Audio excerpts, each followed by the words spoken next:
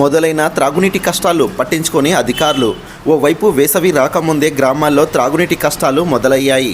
పేద ప్రజల దాహార్తి తీర్చాల్సిన ప్రజాప్రతినిధులు, గ్రామీణ నీటి సరఫరా అధికారులు కన్నెత్తి చూడకపోవడం పట్ల ప్రజలు విస్మయానికి గురవుతున్నారు.